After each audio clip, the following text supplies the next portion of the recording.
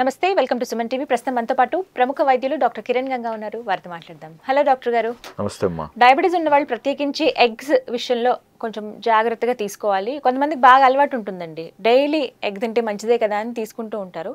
అందులో yoke part తినొద్దు అని చెప్తూ ఉంటారు. ఎగ్ వైట్ మాత్రమే తీసుకోవాలి, ఎల్లో మనం తీసుకోకూడదని చెప్పినప్పటికీ కొంతమందికి అలవాట్లో ఇదిగా తీసేసుకుంటూ ఉంటారు. రెండు ఎగ్స్ తింటున్న వాళ్ళు కూడా ఉంటారు కదా.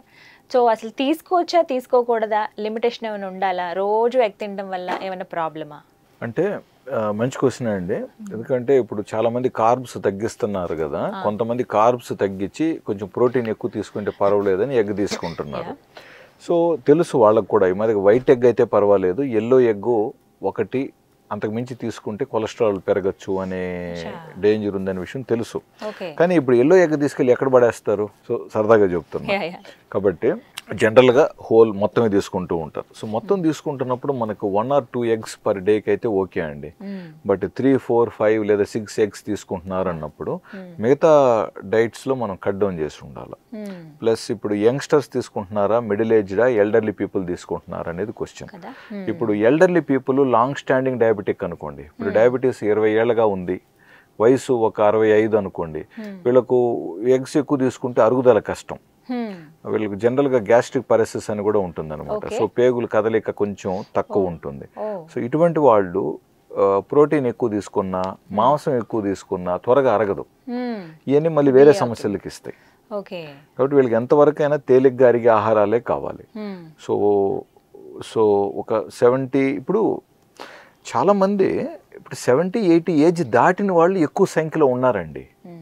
అంటే డయాబెటీస్ 30-40 ఏళ్ళగా ఉంటూ ఆరోగ్యంగా బాగున్న వాళ్ళు 70-80 వయసు దాటిన వాళ్ళ సంఖ్య చాలా ఉంది.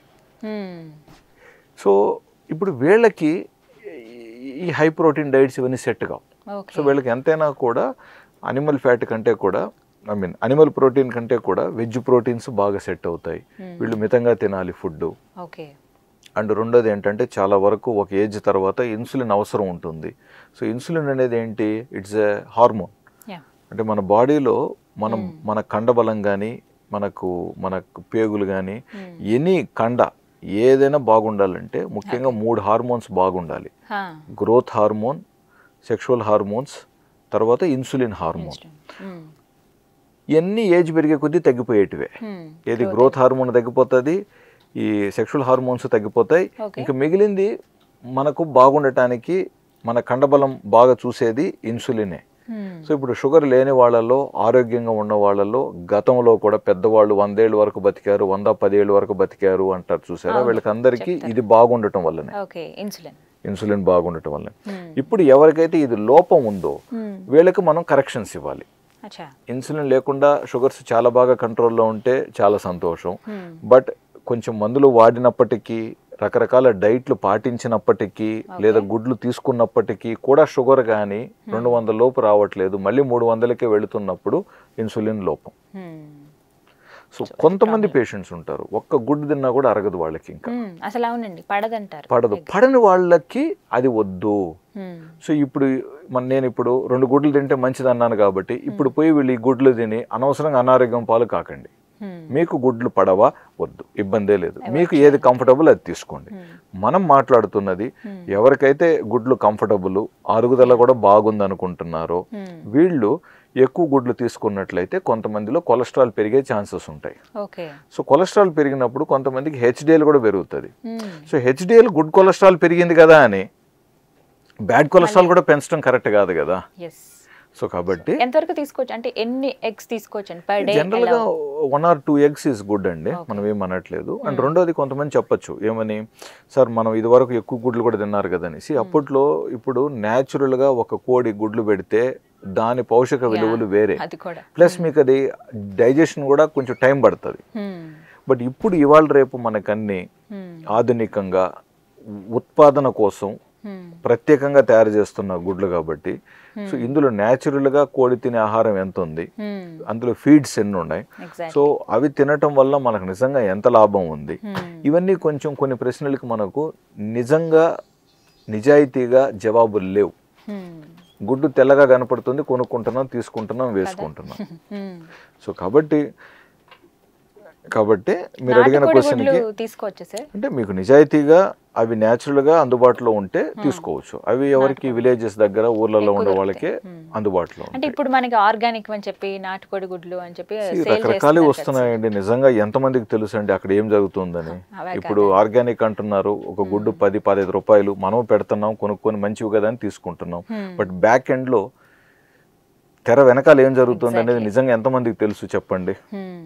ఇప్పుడు మొన్న కూడా పేపర్లో చూడండి, ప్రముఖ మందుల కంపెనీ మందులే నకిలీ ఉన్నాయని పేపర్లో వచ్చింది.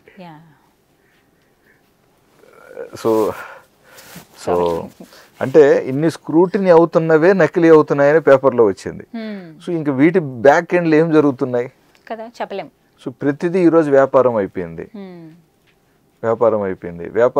వ్యాపార రంగంగా దాన్ని అవి నాటుకోడి గుడ్లని మనకు తెలిస్తే తీసుకోండి. అంటే దాంట్లో కూడా మళ్ళీ బ్రౌన్ ఎగ్స్ వస్తున్నాయి.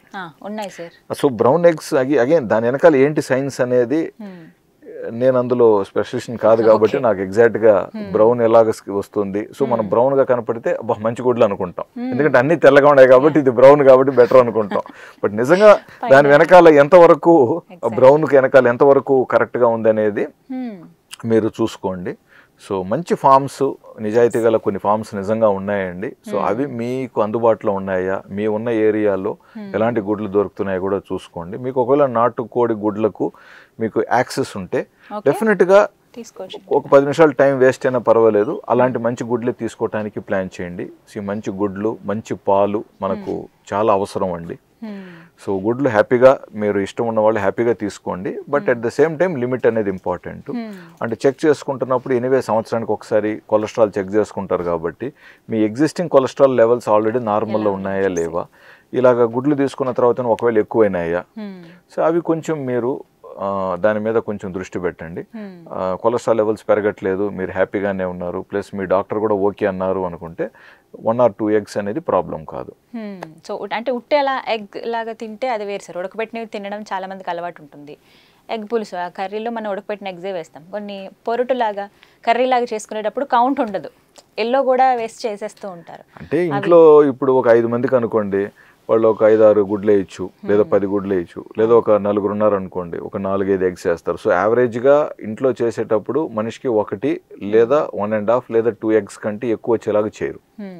ఎవరైతే 2 గుడ్ల కంటే ఎక్కువ తీసుకుంటారో వీళ్ళు ప్రత్యేకంగా ఇప్పుడు కండబలం పెంచడానికి అని చెప్పి ఎక్సర్సైజ్ ప్రత్యేకంగా చేస్తున్న వాళ్ళు, లేదా ఇంకేదన్నా ఆర్మీ ఆఫీసుకో లేదా ఒక పోలీసు ట్రైనింగ్ కోసమో లేదా ఇంకేదైనా బాడీ బిల్డింగ్లో ఉన్న వాళ్ళే ప్రత్యేకంగా గుడ్లు తీసుకుంటారు. సో ఎక్కువగా వీళ్ళు ఉడకబెట్టిన బాయిల్ చేసిన గుడ్లే తీసుకుంటారు, బాయిల్ చేసినట్టు తీసుకుంటారు.